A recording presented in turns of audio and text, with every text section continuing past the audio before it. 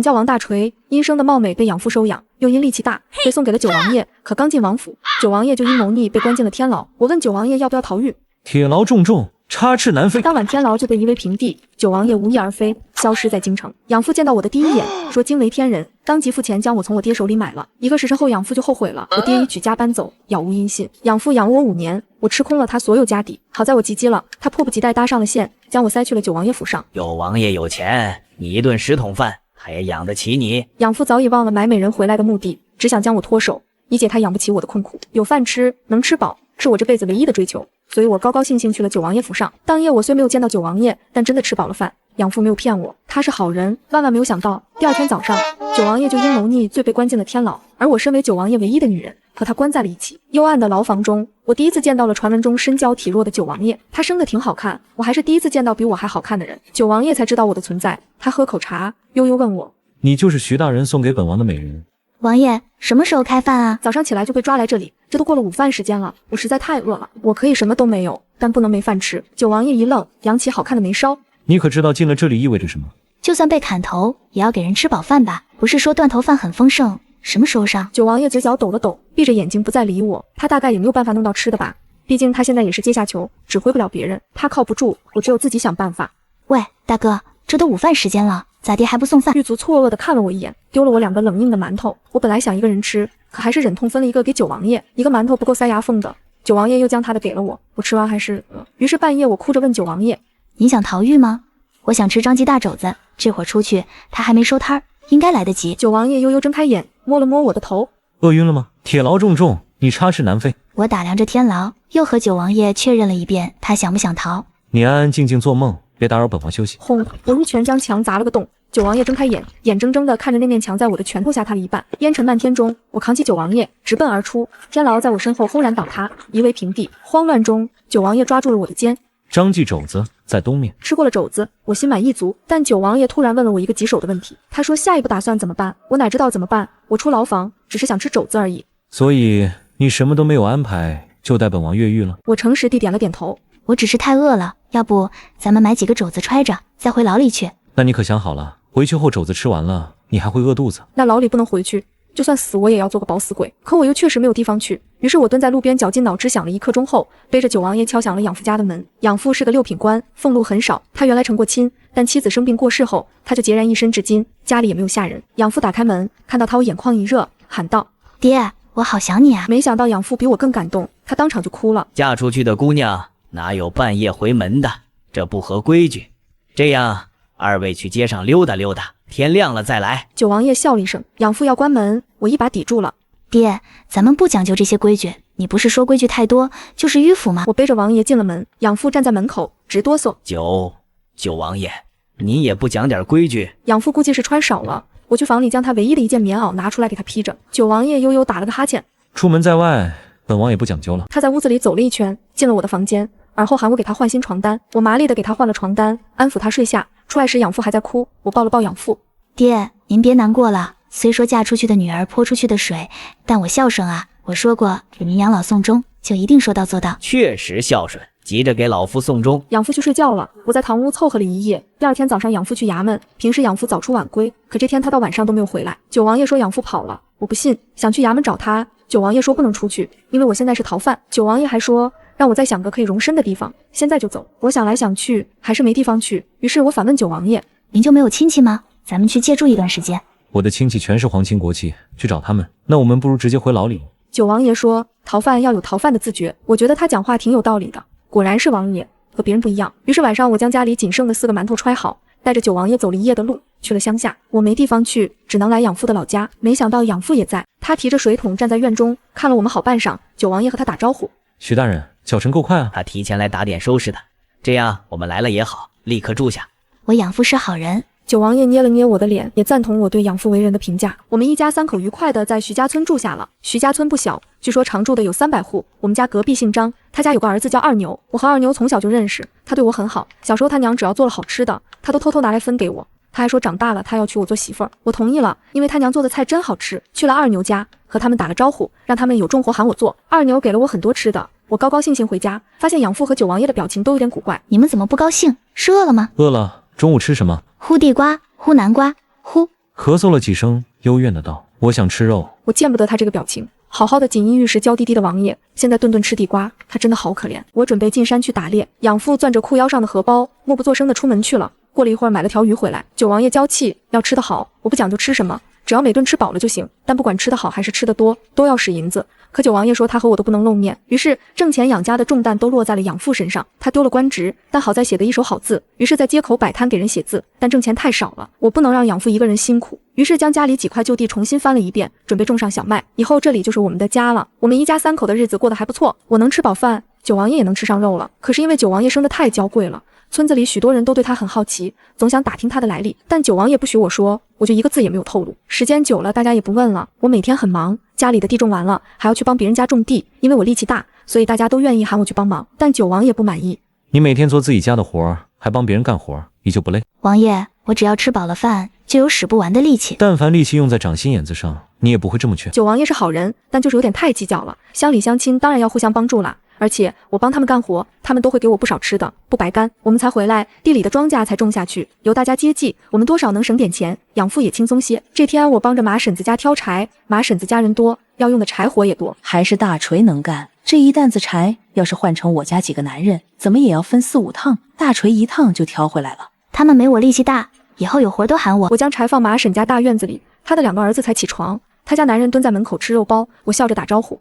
马叔、马大哥、马二哥，他们都对我很客气，肉包子还挺香。马婶舀了瓢凉水递给我喝，谢谢你啊，大锤，家里没什么拿得出手的吃食，就不留你吃饭了。明天你记得来帮我挑水，我家水缸也空了。我应了，但还想问问马婶，说好给我的2个南瓜呢？但马婶去厨房吃饭，我也没好意思问，擦了擦汗打算离开，一转头九王爷站在路边朝我招手。他家3个男人都在家歇着，喊你挑柴你就去。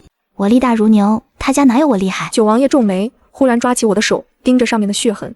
小牛犊也能被划伤，干活就会受伤，没事儿。我早上隔着窗户听，他与你的2个南瓜呢，怎么没给你？有些不好意思，他可能忘了吧，不过也没事儿，下次他可能就想起来了。笨死了，等着。他拂袖朝马婶家走去，我知道他脾气不好，一会儿吵架就算了，他能吵得过别人，但要是打架，他柔柔弱弱肯定吃亏。但我刚走了2步，九王爷回头瞪了我一眼，我就不敢动了。但让我意外的是，九王爷进了马婶家，既没有吵架也没有打架，一会儿功夫，马婶一家4口抱着4个大南瓜跟着他出来了。大锤啊，婶子忘记给你南瓜了，婶子老糊涂了，这就给你送家去。我听着马婶子声音发颤，他一家3个男人走路也踉踉跄跄的。我悄悄问九王爷，他们怎么很害怕的样子？平时太闲，双腿没力气了呗。应该是，毕竟九王爷娇娇弱弱的，长得又漂亮，喜欢他保护他都来不及，怎么会有人怕他呢？但不知道为什么，从这天开始，马婶子路过我家门口就躲着走，不止马婶家，村里好多人都这样。我问养父原因，养父揉着胳膊，意味深长地看了我一眼。你就没想过九王爷打他们了？爹，九王爷身娇体弱，怎么可能打人？养父没说话，佝偻着身子去厨房了。我的好养父，他好像苍老了不少，我要努力报答他。九王爷嫌养父挣钱少，于是这天他画了一幅画，交给了养父。我盯着画看了好半晌，我想说不好看，但又怕不识货得罪了九王爷。不过画上的猪怪肥的，如果这是只珍珠，杀了吃铁定好吃。我咽了口水，好久没有吃肘子了。九王爷嫌弃地白了我一眼，而后对养父道：拿去卖了，卖完买10个肘子回来。王爷，这小镇子上读书识字的人屈指可数，恐怕没有人能欣赏这种高雅的东西啊。这边很偏，整个镇子上连个像样的私塾都没有，大家有钱都是买肉吃，不可能买既不保暖又不能果腹的画作。我觉得九王爷有点天真。本王说有人买就有人买，去吧。九王爷十分自信，养父只好揣着画走了。养父离开，我要进山去打猎，九王爷要求一起。王爷，今天我一定要打一只野兔回来，给您开开荤。哦，我不喜欢吃兔子。九王爷负手走着，尽管他穿的是旧衣服，可依旧走得像个王爷。我觉得他这样的人物怎么会谋反呢？于是我问他，王爷，您为什么会谋反？九王爷又白了我一眼，怎么办？我觉得他翻白眼也很好看，于是多看了几眼。本王懒得谋反，自然是有人陷害。大锤啊，本王早晚会沉冤昭雪了，届时你就是最大的功臣哦。那王爷要报答我吗？本王可以满足你一个愿望。什么愿望都可以吗？当然，不过也别太过分。你要是想做九王妃，本王可不会同意。什么九王妃、八王妃都不重要，不重要。王爷，您赏我一个肉铺吧，很大很大的那种。九王爷看着我，脸上的笑容凝固了。所以九王妃不如一个肉铺重要。王大锤，本王低估了你的赏。要求很过分吗？那要不然您把我爹官复原职了吧，再让我回到他身边，我答应要给他养老送终的。他离死还早着呢。那我等他死，你到时候别后悔，哭着求我。不会的，王爷，我行得端，坐得直，从来不求人。哼，你真会用词。是读过书的。九王爷拂袖折回去了。我问他还去不去打猎，他说打我的头。好端端怎么还骂人？我只好喊二牛，二牛哥，我家九哥不进山了，我们两个自己去，快去快回。蹭一下从家里跑出来，扛着弓就跃出了院子。走走，今天没有拖油瓶，我们一定能打很多好东西。我今天一定要打只野鸡。你不是想打兔子的吗？九王爷说他不喜欢吃兔子，那我就打野鸡，有好吃的他肯定不生气不骂人了。我正要走，忽然觉得后脑勺有点凉飕飕的，回头一瞧，九王爷正阴森森地盯着我，我扛着弓就跑了。我今天收获很大，端了一个野鸡窝，足够王爷吃半个月了。我和二牛将猎物堆在我家院子里分，九王爷就坐院子里，边喝茶边看着我们。大锤，男人还得能干活，会干活才能养活女人，让她有好日子过，让她心甘情愿地跟着，不像有的男人肩不能挑手不能提，挣不着钱，找女人就是害女人。九王爷悠悠喝着茶，就在这时，养父回家了，他满手提着东西，十分兴奋地告诉我，九王爷的话卖了1000两。我惊呆了，这辈子没见过1000两。就那只肥猪卖了1000两，我的娘啊，珍珠也卖不到1000两吧？二牛愣在原地，看看地上的猎物，又看看养父手里提着的荷包，脸通红。九王爷瞥了一眼二牛，笑盈盈道：1000两而已，我的话1万两也有人买。二牛垂头丧气地走了，连猎物都不要了，我怎么喊他都不应我。九王爷很高兴，指挥我今晚烧2只鸡，我也很高兴，不但烧了鸡，还烧了大肘子。晚上我给九王爷铺好了纸，请他坐下来。你干什么啊？您画的猪那么值钱，不如今晚再画点，就画牛吧，一张卖2000两，先画个100张。100张，一张2000两，我算不过来，简直不敢想象，如果有那么多钱，我得多快乐。九王爷表情很不友善，好像我当他傻子一样。连着下了3天的大雪，养父不能出去摆摊，我们3个人关着门在家研究吃的。我炖了肘子，烧了鱼头，做了肉包子、焖面、鸡汤，还给养父打了酒。王爷也来了兴致，于是我作陪，3个人喝了4壶酒。养父喝醉了，拉着九王爷诉苦，说他好不容易将我养大，每天他吃不饱都要给我买馒头回来，还说他送我去王府，就想巴结九王爷帮他升官，哪怕高官做半年撤了他都行。养父说他对过世的妻子有过承诺，这辈子一定给他挣诰命，如果挣不到他死了都没脸去见他。说完这些，义父抱着王爷嚎啕大哭，还说王爷没出息，明知自己被人陷害也不自证，躲在这山沟沟里。我看九王爷气得脸色不好看，赶紧又给养父灌了2碗酒，他这才彻底倒头睡了。王爷，我陪您堆雪人。我想轰轰九王爷，别生养父的气。王大锤，我和你养父，你选一个。垂着头不敢回他，怕他又生气。养父养了我5年，我吃了他好多顿饭，但我就在王府吃了1顿饭，这1顿饭的恩情可抵不过5年。九王爷还是生气了，扶开椅子往外走。堆什么雪人？打雪仗。我喜欢打雪仗。九王爷用雪球砸我，我让了他3个球，然后就把他头砸了个大包。九王爷捂着额头站在雪地里骂我。王大锤，这3天我都不会和你说话。九王爷真的不理我了，而且他还神秘起来，经常一个人悄悄出去，也不许我跟着。我好像听到说圣上病了，也不知是真的病了，还是诱九王爷回去。毕竟朝中还有文国公，圣上信九王爷，文国公也不会善罢甘休。文国公是九王爷继承皇位的对家的外公，好像是个奸臣。这天傍晚，我在院子里扫雪，九王爷在房里沐浴，养父坐桌前数他今天挣的10文钱，一边数一边嘀咕：爹，您写字比您做官挣得多。养父也不理我了。我正要解释，忽然看到对面的树林里有寒光闪了一下，再细看就能看到林子里蹲了不少人。不好，我丢掉扫把，回了房里。爹，追兵来了，跑！养父吓得手一抖，10文钱掉了3个，他犹豫是捡还是不捡时，我已经冲进了九王爷的房里。王爷，追兵来了！出去！他们不会听你的话出去的。本王让你出去。来不及了，王爷。我抄起被子，将九王爷从水桶里提出来，刷刷将他裹住，扛在肩头，冲出了门。对面林子里的人看到我们，立刻就从林子冲了出来。站住！站住！他们吼道，他们足有20个人，个个拿着刀剑，凶神恶煞。跑！我抄起铁锹，舞得霍霍生风，那些人根本不能靠近。冬天黑得早，我和养父奔跑在雪地里，那些人紧追不舍，这样下去不是办法。我将王爷交给养父，决定回去会会他们。那些侍卫武功不错，但我力气大啊，在我折了2个人的胳膊后，那些人终于害怕了。就在我以为还要继续恶战的时候，就听到九王爷吼道：都给本王滚！那些人都跑了。九王爷果然厉害，余威尚存。我重新扛起九王爷，但这里不能久留，我们走。王大锤，回去。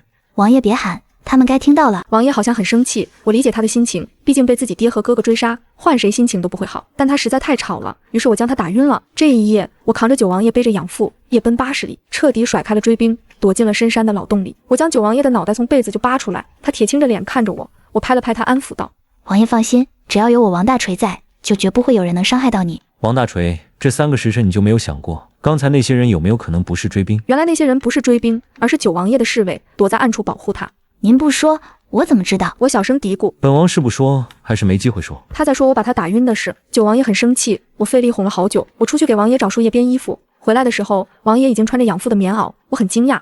是养父非要脱了给他穿的。爹，您好善良。我感动地看着我爹。是啊，爹一直都很善良。我们在山洞躲了半天后，九王爷的侍卫找来了，给他带了衣服，我特别高兴，赶紧拿去给他穿。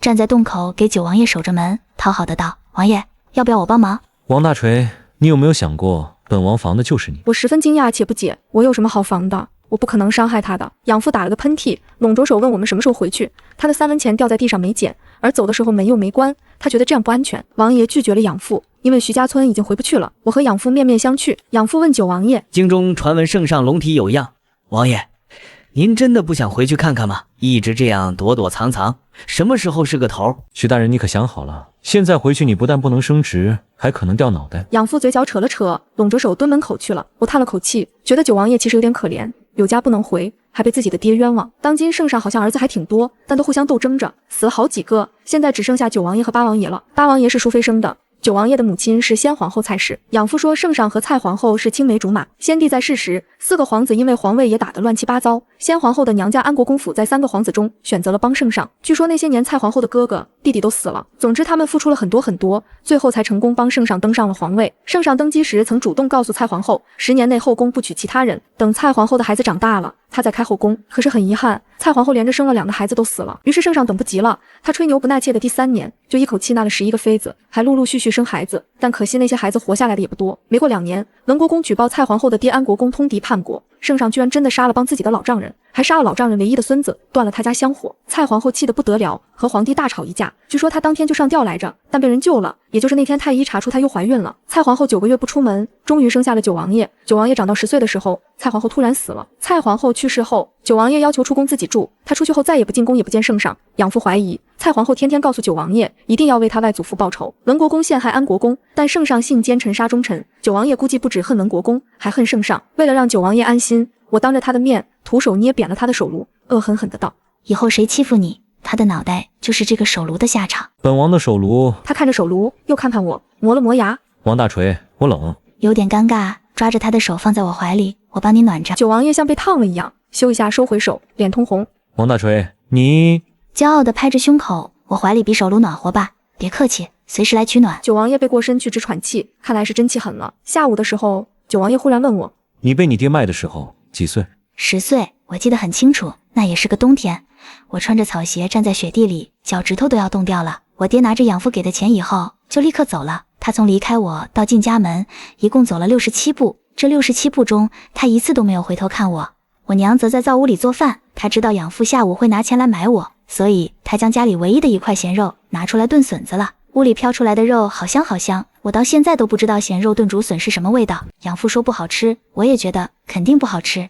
你不恨你爹吗？恨哦，当时我气死了，想回去把他的锅砸了，但又怕吓跑了养父，那就真的没有人要我了。九王爷笑了起来。应该砸。这么多年想想就后悔。不过王爷，我有个特别有道理的想法，您要不要听听？九王爷示意我说：“我觉得这个世上没有谁对谁的好，是不求回报的，所以没有关系，大家都扯平了。”那你对我的好呢？有啊，我想吃饱饭。九王爷，您能让我吃饱饭吗？九王爷扑哧笑了。能，本王这辈子都不会让你饿肚子。王爷，您对我这么好，我一定帮您报仇。一愣，你怎么报？咱们先找个别人找不到的地方，然后慢慢商议。本王会走，你别动不动就砍。王爷走得太慢了，莫急。我说着，又腾出一只手来去拉养父。爹，上来。我将九王爷和养父带到了屠牛山。九王爷看到上面的写的3个大字，脸色不太好看。黑风寨，这地方看着不太像正经地方啊。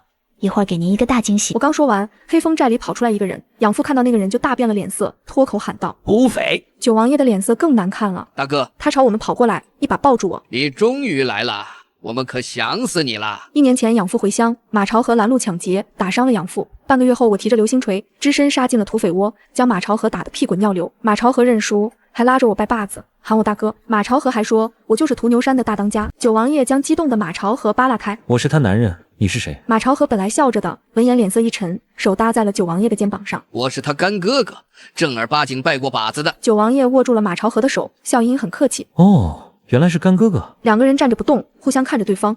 看来你们2个都欣赏对方，我见他们2个人一副相见恨晚的样子，十分高兴。要不我们3个人再拜一次把子？我刚说完，马朝河也不知怎么，居然噔噔后退了几步，扑通一下跪在了地上，满头大汗。这么着急，王爷快来，马大哥等不及了。九王爷站着没动，马朝河朝我看了一眼，眼睛一翻，激动的晕过去了。马朝河晚上才醒过来，他告诉我是九王爷将他打晕的，我又没瞎，九王爷都没动手。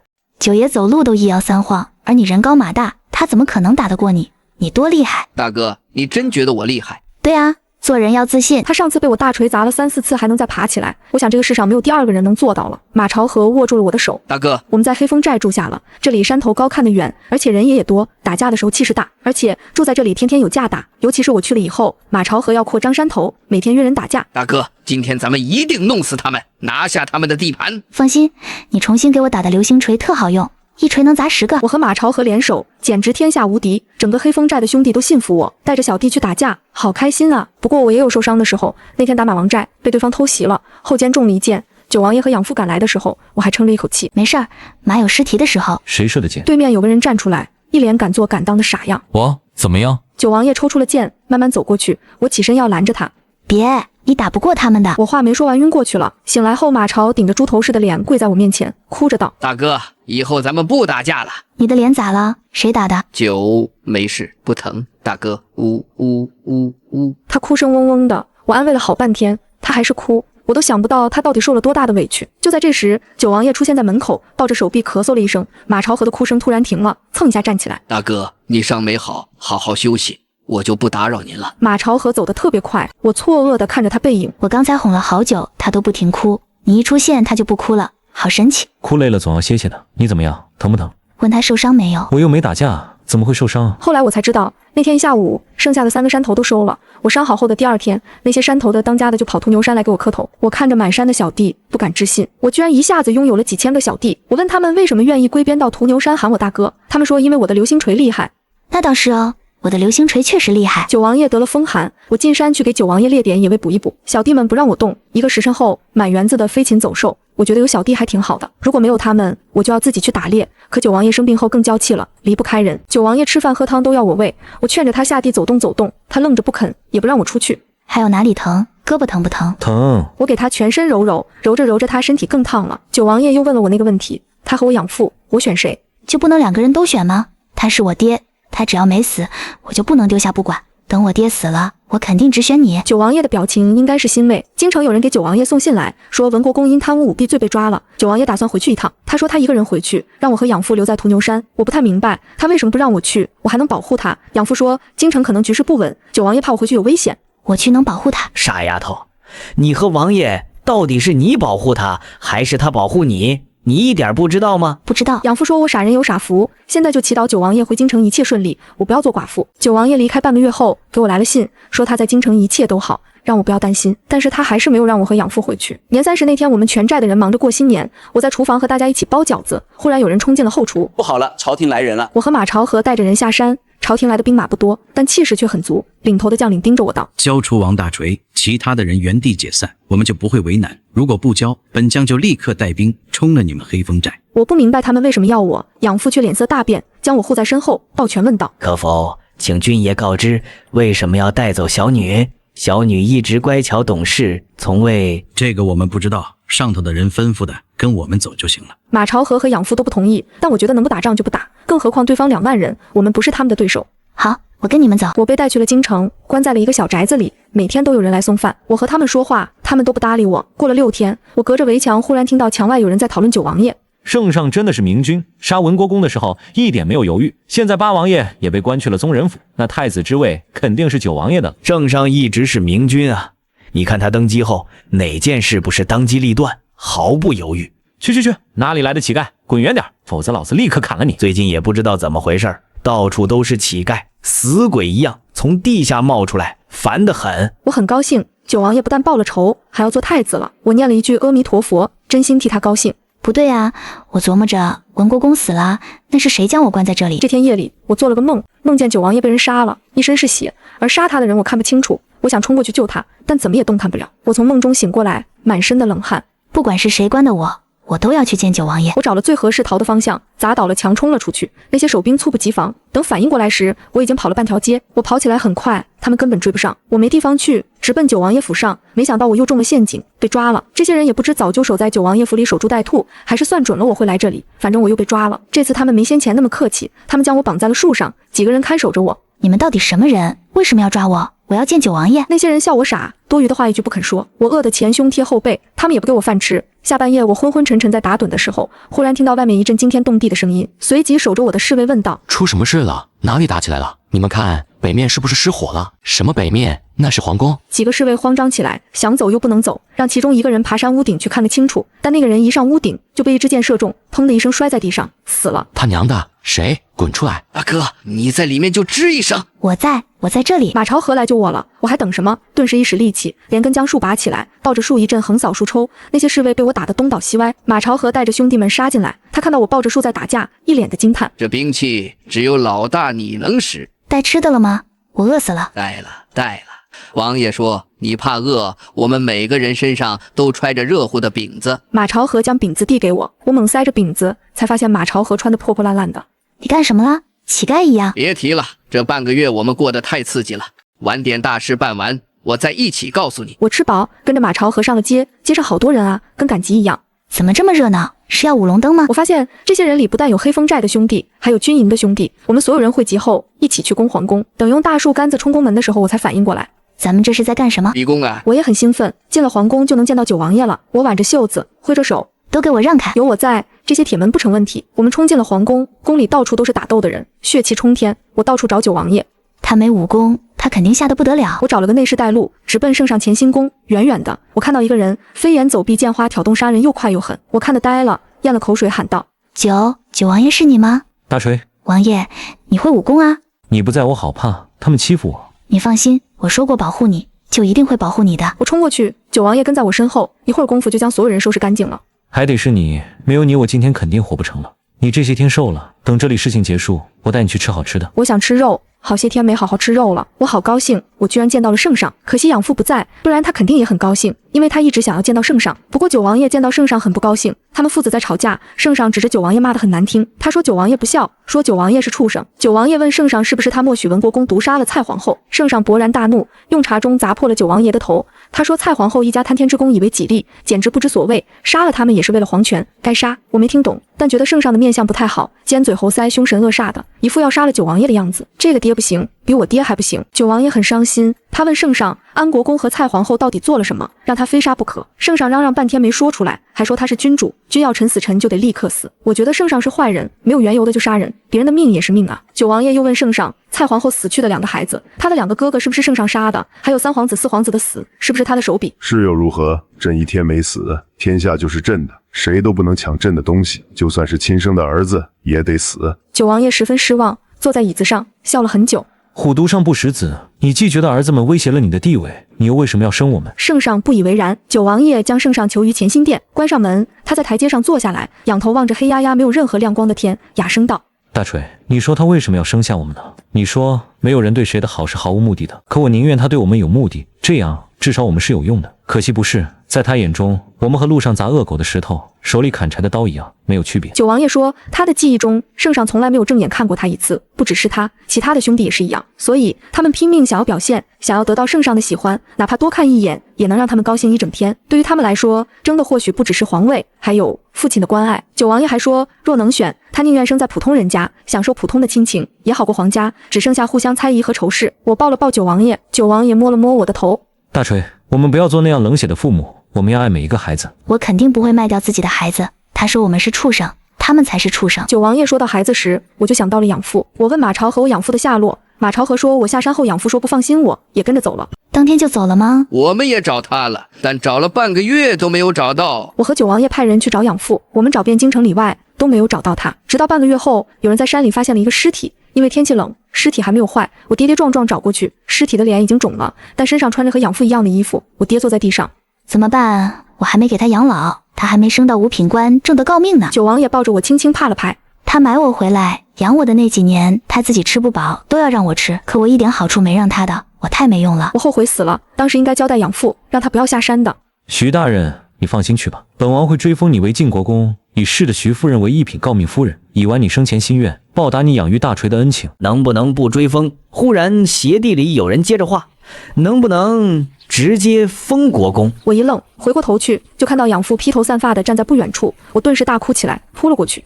哎呦，养父被我撞倒在地上，但还是笑着。爹没死，也要被你撞死了。我真以为您死了，我还没给您养老呢。知道了，知道了，不重要。王爷，您给个准信呐。九王爷笑了一声，拂袖走了。王爷，王爷，别走啊！养父追着九王爷下山，我追上他，蹲在他面前。您跑太慢了，我被您跑得更快。大锤，快！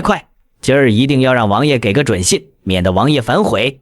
爹，王爷言而有信，不会反悔的。大锤啊，你还是太嫩了，对人的了解太浅薄。饿了，先回家吃饭，慢慢聊。王爷，吃什么？山里的笋子不错，我让人采了。今晚咱们吃咸肉炖竹笋。父子一顿，使劲点头。好啊，我最喜欢吃咸肉炖竹笋。